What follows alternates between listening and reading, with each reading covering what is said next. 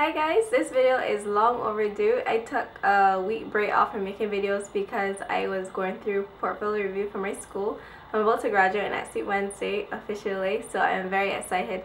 So let's get right into the video. I'm not gonna prolong this any longer.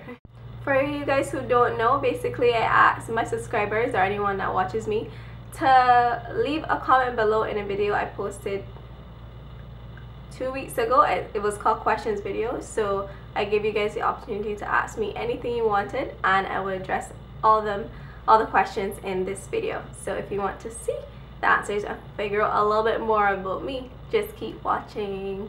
Miss Natural Girl 04, and her question was, what's the favorite thing about living in Barbados? Hands down, I don't even have to think about it. It'll have to be living around and being amongst Bajans. Bajans or Barbadians are the friendliest people you could ever come across, and I did not realize it until I left there. I just knew like Bajans, yeah, cool, jokey, funny, whatever. But when I moved to America, it hit me like, you people are real rude. Everybody here just speak in the head and not very considerate, if you ask me.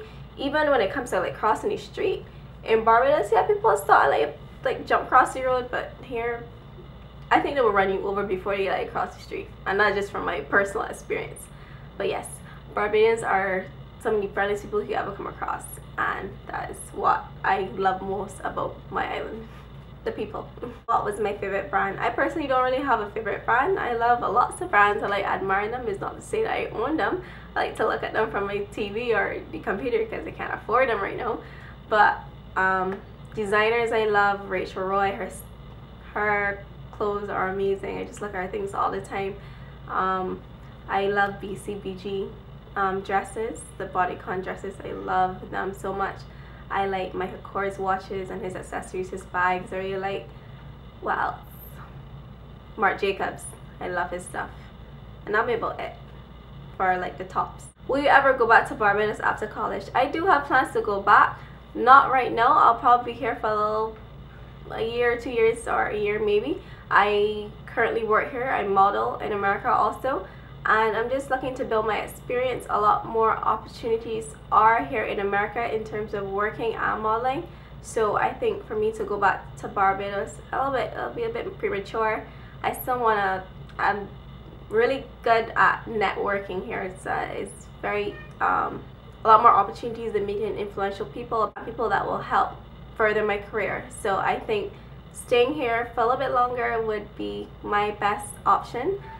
But yes, I do want to go back to Barbados. I would love to settle down there, have little Barbadian babies, and get married and reside there. So yes, I do have plans to move back eventually. And I also have a business going on there too. So I will be back in Barbados is basically the answer to your question. God willing, if life is spared. What are you majoring in? And this is from BHuddy87. I get this question all the time. I address it, but people keep asking. I do fashion merchandising. That's my degree, Bachelor of Arts degree. I've been enrolled at my school for 3 years now. My school goes by quarters, not semesters, so that's why it was shorter. It's 3 years to get your Bachelor of Arts degree.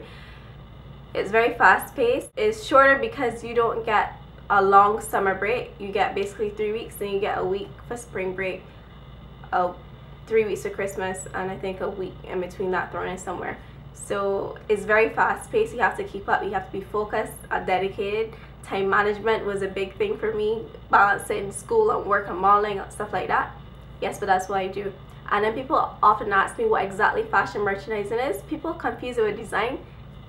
Totally unrelated, not unrelated, but two totally different parts of a fashion career. Fashion design is like designing clothes. Fashion merchandising is basically the business of fashion, and then it can be broken down into segments. So you could go to school for fashion merchandising and specialize in PR, public relations, or you could do visual merchandising, you could do styling, you could do product development, brand management. They got a lot of different things you could do. Me personally, I love marketing. That's what I got into. That's where my interest lies. I plan to do my master's in marketing. Probably next year I'm gonna start. I do need a break though. I really am tired, I ain't gonna lie. But I really do love it. I love the idea of inventing new ways to appeal to a client and stuff like that. Growing up in a business family, a business oriented family, I think helped aided that. And I always love fashion, so why not bring the two together? And that is what I major in. How tall were you when you were 13? I know that's weird, but I'm 13, I'm 5'10". Cody. I just want to know if I can see up stop growing because you're pretty tall. Also, you're a really good role model. Thank you. And that is from, hi, my name is Ammonia. Hi, Ammonia. When I was 13, from what I remember, where was I when I was 13?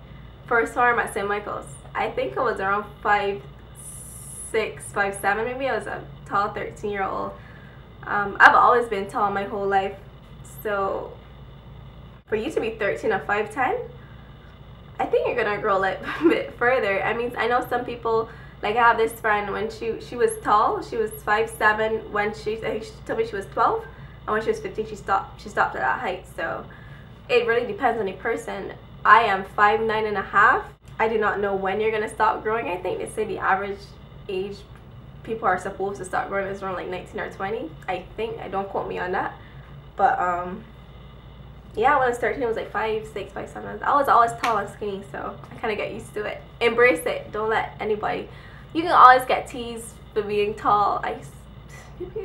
That's the next whole video, but the point is, don't ever feel ashamed of your height. I did before. I used to be insecure about it, but now I just learned to love it. Just love what you have, love yourself.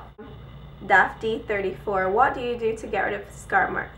Now I'm assuming you're speaking of like acne or pimple marks, which I used to have a lot of. Oh my gosh, when I first moved here my skin was atrocious.